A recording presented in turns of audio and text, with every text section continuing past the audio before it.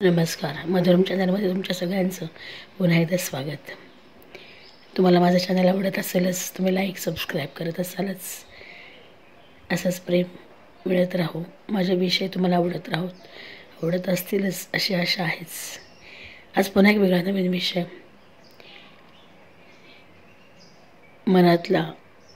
मनाविषयी थोडंसं बोलूया असं मनात आलं आणि विचारायला. आपण मनातल्या घराला कधी भेट दिली आहे का? एका ठिकाणी बसून करमत नाही, मग उगाच आपण इथे तिथे फिरायला जातोच की. मग ती पर्यटन स्थळ असतील किंवा कोणाचं तरी घरी आपण जाऊन गप्पा मारत बसतो, त्याच्या घरी या ना त्या कारणाने आपण पाहुणे म्हणून जातोच. मग मी ठरवलं का नाही आपण आपल्याच मनाच्या घराचा पाहुणचार घ्यायचा. मग ठरवलं आज आपण आपल्याच मनाचा पाहुणचार घेऊयात. हो, चक्क स्वतःच्याच मनाचा घरचा पाहुणचार. आपणच आपल्या मनाच्या घराला भेट द्यावी म्हटलं. बघावं तरी काय आणि कसं ठेवलं हे मनाचं घर, कोण कोण राहतात इथे, कसे स्वागत होते आपले. ठरल्याप्रमाणे मनाच्या घराच्या दारापर्यंत पोचले. अगदी छोटंसं छान होतं ते माझ्या मनाचं ते घर. हो, छान होतं. आत काय असेल या उत्सुकतेनं दार वाजवलं तर आतून आवाज आला, कोण आहे, काय पाहिजे असा प्रश्न आतून विचारला जाईल याची कल्पना नव्हती. पण खरंच आपण कोण आहोत हे त्याला सांगितल्याशिवाय तो आपल्याला आत तरी कसा घेणार ना.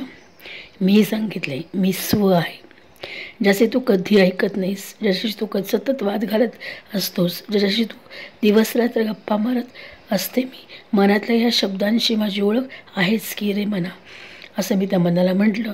आणि आतून आवाज आला, बरं उघडते दार. दार उघडल्यानंतर आत पाहिले तर गडद अंधार होता. म्हणून मी विचारलं, का एवढा अंधार का? मन म्हणालं, तुमच्याच कृपेनं. मी म्हटलं, माझ्या कृपेनं? तर काय, तुझ्याच कृपेनं. कारण इथे उजेड तेव्हा पडेल जेव्हा तू सकारात्मक विचारांचे दिवे लावशील ना. मी जरा ऐटीतच म्हणाले, बरं ठीक आहे, लावते हो दिवे म्हणत पुढं सरकले. आणि थोडं पुढे चाच पडत गेले तर काय, तिथं असंख्य खोल्या होत्या. मनाच्या दारात आत गेल्यानंतर आतमध्ये असंख्य खोल्या होत्या. अगदी कोंदट्ट वातावरण होतं. मी पुन्हा विचारलं, काय त्या खोल्यात काय दडलंय? ते मन पुन्हा म्हणालं, बघ की उघडून, एक खोली कळेल तुला काय आहे ते.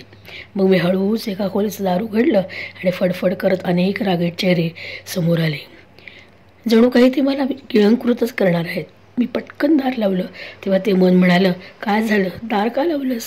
मी म्हणाले, कसलं भयानक होतं ते. तर ते पुन्हा हसत मन म्हणालं, तुम्हीच गोळा केलेत आहेत ते. तुम्ही ज्याचा तिरस्कार करता, ज्याचा त्याचा राग करता, त्याची संख्या किती आहे ते कळलं का तुला? तुम्हीच केलेली मेघा भरती आहे ती. हुश, अरे बापरे. पुढचं दार उघडायचं, मग धाडाचं सोयीनं माझं. पण म्हटलं आता आलेच नाही तर उघडावे. तिथे ज्या काही घटना पाहिल्या त्याने मन तर घाबरलंच आणि घाम तर फुटला. ते मन पुन्हा मुश्किलपणे म्हणालं, काय झालं? मी म्हणाले, अरे बाबा हे काय? ते पुन्हा म्हणाले, तू तुझ्या आयुष्यात सतत दुःख आठवणीच गोळा करीत गेलीस, त्याला मी तरी काय करणार? आता तर साठवून ठेवायला या खोल्यासुद्धा अपुऱ्या पडत आहेत. तिथं अशा कितीतरी खोल्या होत्या ज्यांना उघड्याचं धाडस माझं होतच नव्हतं, झालंच नाही. मग त्याने त्या उघडून दाखवल्या.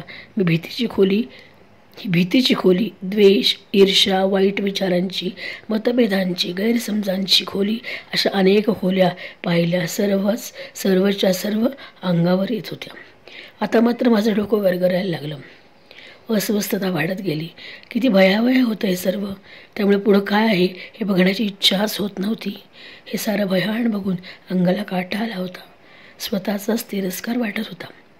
मी त्याला म्हणलं, मी जाते आता, मला काही बघायचं नाही आता. ते म्हणाले, थोडं थांब, आलीच आहेस तर हे पण बघून जा. थोडी हिंमत दाखवत आम्ही पुढच्या दिशेने निघालो. माझं मन आणि मी तिथं संपूर्ण जाळ लागलेला होता. मग थोडं पुढे गेले आणि पाहिलं तर काय, स्वर्ग सुख मिळावं असं वातावरण होतं. तिथं प्रेम होतं, तिथं माया होती, तिथं आनंद होता, उत्साह होता, नवीन कल्पनांचा बाजार होता. सुख, समाधान, शांतीनं भरलेलं, नयन दिपून टाकेल असं सर्व काही होतं. मी म्हणाले, काय हे इतकं सुंदर आहे, तू मला आधी का नाही दाखवलंस? तर ते मिस्किलपणे मन म्हणालं, तुझ्या मनातलं खरं घर तर हेच आहे. मग मी म्हणाले, जे आधी पाहिलं ते काय होतं? पुन्हा हसत मन म्हणालं, त्या तुम्ही अतिक्रमण करत भाडवलेल्या खोल्या होत्या. तुम्ही केलेला राग, ईर्ष्या, द्वेष, भीती, नावडती माणसं, नावडत्या आठवणी याची ती साठवणूक होती. ती या सुंदर घराच्या प्रवेशद्वारापुढे पहारेकरी बनून बसले आहेत, जे तुम्हाला इथपर्यंत येण्यास अडवत होते. क्षणभर विचार केला, खरंच की आपणच आपल्या सुख आनंदाच्याकडे जाणारा रस्ता या नकारात्मक गोष्टींची साठवणूक करून अडवलेला होता. मनाच्या घराचा पसारा आवरायला वेळ लागणार होता, पण ठरवलं की आता या अडथळा बनून बसलेल्या खोल्यांची साफसफाई करायची. तिथं नकारात्मक गोष्टी काढून सकारात्मक विचारांचे दिवे लावायचे आणि सुख, समाधान, शांतीकडे जाणारा मार्ग सोपा करायचा. बरं झालं आज मनाच्या घरात फिरून आले. जरा नाहीतर आपल्या मनावर नकारात्मक विचारांचे अतिक्रमण झालेले आहे हे कळलंच नसतं. मनाच्या घराचा पाहुणचार खूप काही शिकवून गेला. आपल्या मनाचं घर दुसऱ्याच्या हातात द्यायचं नाही. स्वतःच्या घराची साफसफाई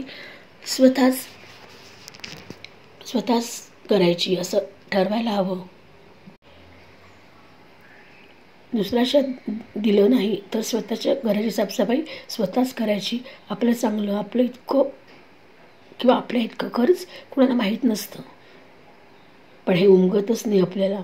समोरच्यांच्या मनाची चाहूल घेत आपण आयुष्य जगत, निर्णय घेत पुढे जातो, तेव्हा जे चुकीचे ठरतात तेव्हा आपल्या मनाची चाहूल लागते, ती जाणवते आणि मग असा कधीतरी मारावा लागतो मनाचाच फेरफटका.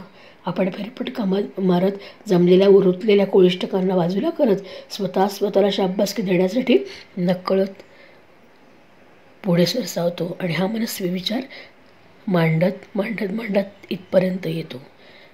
असा हा मनाचा फेरफटका माझ्याच मनाचा पाहुणे बनून मारलेला मीच माझ्याच मनाच्या घरात सकारात्मकतेचा आहेर घेतला मी पाहुणचार या माझ्या घरात माझ्याच मनाचा. द्या तुम्हीही तुमच्या मनाच्या घराला थेट असाच पाहुणचार. किती खोल्या सापडतात ते बघा. 4थ्या कप्प्यात खोलवर साठवलेल्या काही खुणा, आठवणी मात्र हळूवार जपा. न भरून येणाऱ्या माझ्या मनाच्या घरात मात्र या चिरंतर दिसल्या. 4थ्या कप्प्यात माझ्या मनात कधी भरून न येणाऱ्या काही दुःख आठवणी चिरंतन दिसल्या, जी चूक नसतानाही सोसाव्या लागल्या, भोगाव्या लागल्या आणि इथपर्यंत येता त्या खूप धूसर झाल्या. नकळत इतरांनी केलेले आरोप, प्रत्यारोप, बदनामी हे सगळं सहन करत नकळत एखाद्या कुष्ठरोग्यासारखं दुरावलेल्या मनांनी माझ्या मनाचा ठावठिकाणा घेत त्या सगळ्या आठवणी 4थ्या कप्प्यात साठवून ठेवल्या. मात्र त्या चिरंतर दिसल्या, भयभळून वाहणाऱ्या जाणीवा डोळ्यांना पाणावून गेल्या. मात्र तुमच्या मनाचा तो 4था कप्पा, ती खोली बघा उघडून आणि घ्या तुमच्याच मनाचा तुम्हीच ठाव आणि करा तुमचंच मन तुम्हीच प्रफुल्लित, करा तुमचंच मन तुम्ही सकारात्मक. धन्यवाद. उद्या भेटूच.